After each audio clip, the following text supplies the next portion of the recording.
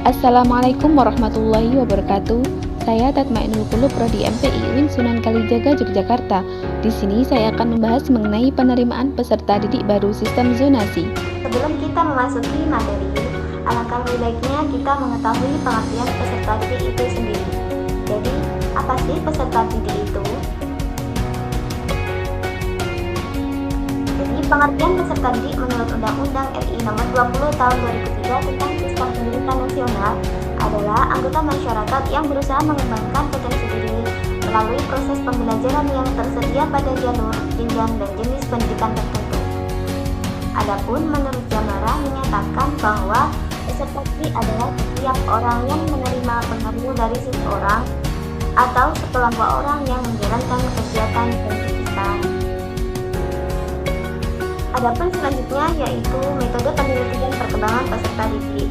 Jadi makna kata metode itu sendiri adalah suatu cara yang teratur yang digunakan untuk melaksanakan suatu pekerjaan agar tercapai sesuai dengan yang dikehendaki.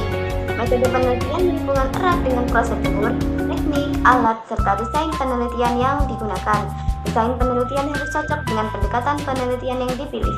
Prosedur, teknik, serta alat yang digunakan dalam penelitian harus cocok pula dengan metode penelitian yang ditetapkan. Terdapat 5 metode penelitian sederhana dalam pendidikan.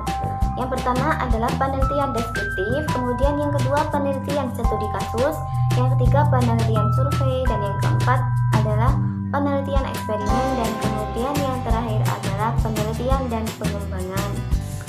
Nah, dari metode 5 tersebut, yang pertama yaitu penelitian deskriptif. Pengertian penelitian deskriptif adalah penelitian yang berusaha mendeskripsikan suatu gejala, peristiwa, kejadian yang terjadi saat sekarang. Adapun yang kedua yaitu penelitian studi kasus. Studi kasus pada dasarnya yaitu mempelajari secara intensif seseorang individu atau kelompok yang dipandang mengalami kasus tertentu.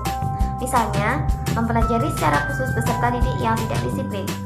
Untuk mengungkap kasus peserta didik yang tidak disiplin tersebut, peneliti perlu mengungkap semua variabel yang dapat menyebabkan terjadinya kasus tersebut dari berbagai aspek.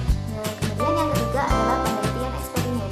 Penelitian eksperimen dapat didefinisikan sebagai metode sistematis dengan membangun hubungan yang mengandung fenomena sebab akibat. Penelitian eksperimen merupakan metode inti dari model penelitian yang menggunakan pendekatan kuantitatif.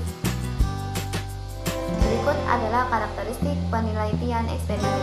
Yang pertama yaitu memanipulasi atau merubah secara sistematis keadaan tertentu. Kemudian mengontrol variabel, yaitu mengendalikan kondisi-kondisi penelitian ketika berlangsungnya manipulasi. Yang ketiga yaitu melakukan observasi, yaitu mengukur dan mengamati hasil manipulasi. Selanjutnya yaitu penelitian survei. Penelitian survei cukup banyak digunakan untuk pemecahan masalah-masalah pendidikan, termasuk kepentingan perumusan kebijaksanaan pendidikan. Tujuan utamanya adalah mengumpulkan informasi tentang variabel dari sekelompok objek atau populasi. Adapun yang terakhir yaitu penelitian dan pengembangan. Penelitian dan pengembangan adalah strategi atau metode penelitian yang cukup ampuh untuk memperbaiki praktek. Proses ini bertujuan untuk mengembangkan atau menyempurnakan produk yang sudah ada agar dapat dipertanggungjawabkan.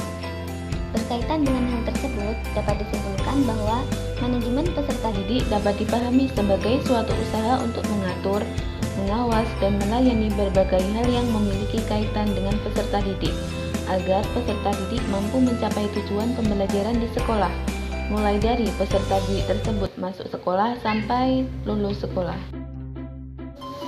Materi selanjutnya adalah keterampilan pembelajaran abad 21.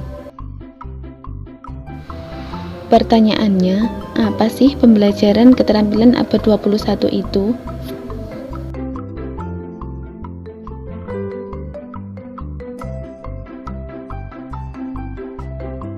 Keterampilan pembelajaran abad 21 merupakan keterampilan penting yang harus dikuasai oleh setiap orang agar berhasil dalam menghadapi tantangan, permasalahan, kehidupan, dan karir di abad 21.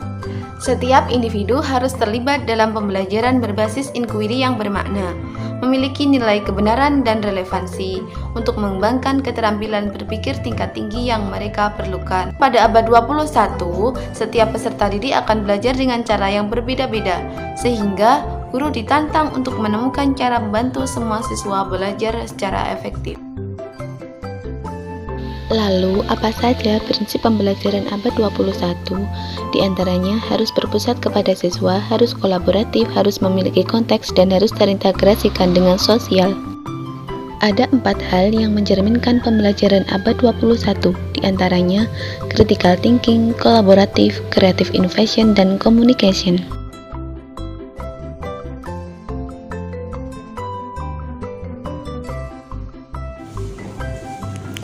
Metode pembelajaran 4C ini dapat menciptakan pembelajaran yang efektif. Penerimaan peserta didik baru atau PPDB merupakan salah satu mekanisme dari penyelenggaraan pendidikan menjelang tahun ajaran baru, di mana terjadinya penyeleksian terhadap calon peserta didik yang dilakukan oleh satuan pendidikan guna diterima sebagai peserta didik dalam satuan pendidikan. Pada poin inilah inti materi yang akan kita bahas nanti. Orientasi dan pengelompokan peserta didik. Orientasi adalah perkenalan yang meliputi lingkungan fisik sekolah dan lingkungan sosial sekolah.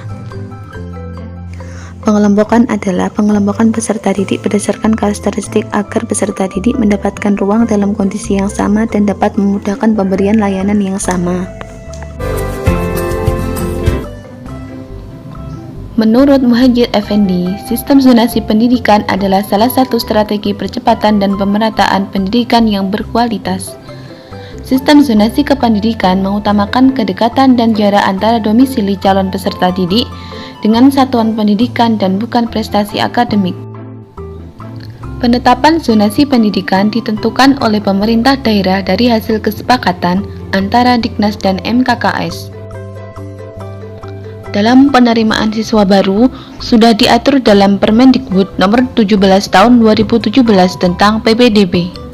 Berdasarkan peraturan tersebut, ada masyarakat yang pro, ada juga yang kontra. Sebenarnya saya kurang setuju. Dan saya sendiri kurang setuju. Kenapa? Misalkan nih, dalam satu daerah sudah terzona nih, padahal anak ini punya potensi yang tinggi, padahal dia mampu. Nah, di situ kemampuan dia adalah terhambat oleh penzona-zonaan itu. Saya nggak setuju karena untuk sekolah itu hak masing-masing orang. Jadi setiap orang tuh punya keinginan sendiri mau sekolah di mana. Kalau memang sampai akhirnya goalnya tercapai berarti memang bagus, tapi kalau ternyata dampaknya malah ke hal yang lain, mungkin dampak negatif dari adanya sekolah zonasi adalah berkurang atau hilangnya rasa rajin belajar. Belum dibilang setuju juga setuju, tapi kalau dibilang nggak setuju, kasihannya di siswanya, anak-anaknya yang mungkin di lingkungan itu sekolahnya nggak sesuai harapannya. Saya setuju aja sistem zonasi, karena ibaratnya kan kalau memang kita tinggal di satu kawasan, kita kan coba ketahui dari daerah situ.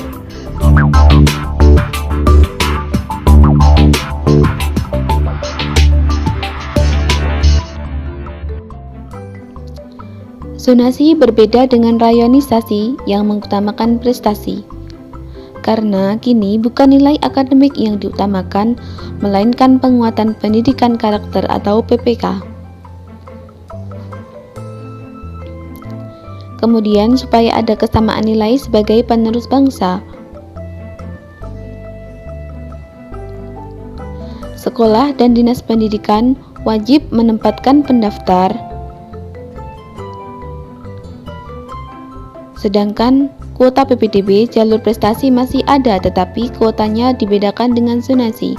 Sistem zonasi diharapkan mengurangi kecurangan PPDB dan menghilangkan konsep sekolah favorit.